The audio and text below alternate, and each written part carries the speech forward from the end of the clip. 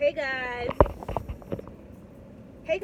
welcome to Front Seat Fridays, and today we are going to be talking about something that I think a lot of people can resonate with, which is the idea of starting over.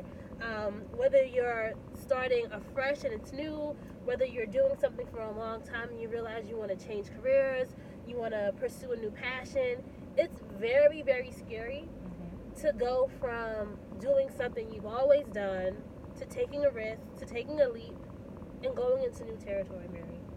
So we have Mary here. You guys may recognize her voice from some of your favorite past episodes. No, just listener Mary. It's listener Mary. Anyway, we're going to be talking about this idea of starting over, Mary. Have you ever started over in your life? Yeah, definitely. And when was that? Well, I think it's never felt quite so dramatic to me as starting over. It's always been like baby steps, but usually in a very new direction. And before I know it, I found myself in a whole different space than I was in before. Okay. But I had to do it that way for me because I couldn't just take a full leap off the ledge and like into something brand new. So what was the thing that you were doing previously? So I would say, like, if I was to connect the dots, I mean, I studied science and I'm working now in garments, textiles, fashion, like more kind of the art route. And if you look at all my baby steps, I kind of eased my way in, but those two things are quite different. Yeah. So you were studying science. Why did you choose to do science in the first place? Was that your passion, or was that something that you just thought you had to do? It was interesting. I did well in the courses, and it was one of the practical routes that I had been aware of. The school that we went to, it's not like they had a well-renowned arts or design program, so it just kind of seemed like, you know, I'm here, scientists they're good here, I do decently well in those courses, let me do it. But that wasn't quite enough. Because you didn't go into, like, you didn't go to med school after college. You went into management consulting or business consulting, right? Did you feel like that was your place? Did you feel... I felt like it was a little closer because it was... Well, consulting wasn't quite entrepreneurial, but the idea of kind of trying to create a business and stand it up and, you know, water it so it thrives, you're edging closer and closer to this sense of autonomy, like kind of, I don't want to say independent thinking because it's possible to be a collaborative thinker in the creative space, but just the idea of trying stuff out and creating things. Yeah. And that happens in the sciences, don't get me wrong. Like the scientific process and the artistic process to me feel very aligned, but I just knew I wasn't quite ready to go to graduate school or commit to a research lab, and I just wanted to see what else was out there, so I was taking all of those baby steps to figure it out. And when you spent 4 years at the company? 3 years. 3 years? And then you said... Wait, are we gonna do a bio about... No, we're not. Okay. I'm getting, listen guys, I'm getting to it. So, how did it feel when you finally decided to leave and to go into the world of fashion and actually work in a fashion house? Because for a lot of people, they may be, you know, let's say they're in higher education, right? But they really want to get into music, or they really want to get into something else, and they're looking for new jobs, they're looking for a way to get in. Do you just remember that moment where you're like, all right, this is my opportunity to see if this new thing is what I want? The thing is, it never felt so climactic because I had taken so many baby steps, and as much as I could, tried to make the jump in a way that didn't feel so like dramatic to me. Okay. So there was never a moment where I was like, oh shit, this is the biggest jump of my life. It was always like, okay, I'm edging closer and closer. Yes, this seems more aligned with what I'm interested in. Yes, this seems more aligned with what I'm interested in. I get deeper, learn more, pivot a little bit, get deeper, learn more, pivot a little bit, and then before I know it, I'm in a completely different field. So you would suggest that people kind of like ease themselves into it if they can? It depends on your nature. If you are risk tolerant, then maybe you can jump in fully, but I know that's not me. Yeah. And for me, I just needed to bring myself along. And so that was what I required. But it's different for different people. So when you were in this new environment, you were starting over afresh, like, how did you make sure that you were staying supported? Or you were, I'm trying to say, like, how did you make sure that you didn't go back? Because it could be easy. It could be real tempting, right?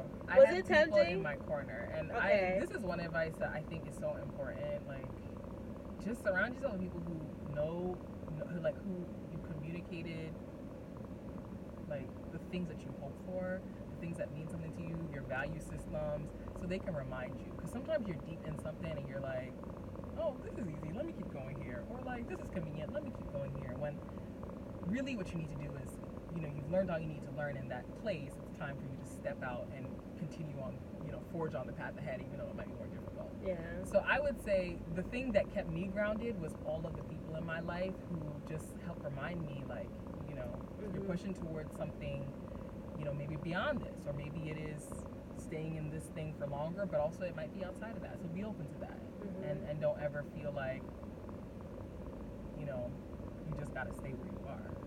Yeah. Well, what advice would you give to that person who is thinking about making the leap and is scared? And think about it from all ages. There's people who may be older than us who are doing it, people who are younger than us, people who are our age. What's that one thing that you think unites everyone who's going through this? No, you're not alone. And right? know what you're asking of yourself is not, I don't want to say it's not the end of the world, but sometimes it's nice to know that, like, no, this doesn't have to be a life or death decision. Yeah. This is not a crazy thing. Yeah. This is you pursuing something that's important to you in a way that aligns with your value system and the way that you live, right? And that just kind of takes a lot of the pressure off of, like, oh shit, I gotta make it, I gotta, like, hustle and grind, and if it doesn't materialize, I've wasted my life. It's interesting because two people, so I've been doing these carpools, these feedback calls with listeners, and two people said this. They were like, they're both different ages, but they both said, I don't want to go into my age period here, right? My 30s, my 40s, and never even tried. Because there's that regret of, like, what if you had stayed in business consulting for the rest of your life and you never pursue fashion, never pursue your other interests? I'd rather would have at least tried and realized it wasn't for me and pivot than to always have that what if. So I feel like, listen, guys, don't try or listen to yourself, because I think that idea of what if can really drive you crazy. And there are ways to test it out, even if you're in your current environment. Maybe you can't make the switch right now. Maybe it's not feasible. Maybe it doesn't make sense. But like Mary was saying, like, you can do little things. You can put your foot in the water. You can experiment. You can take the weekends to explore things. Like, there's so many ways you can get your feet wet, even if you can't yet make that big leap. So.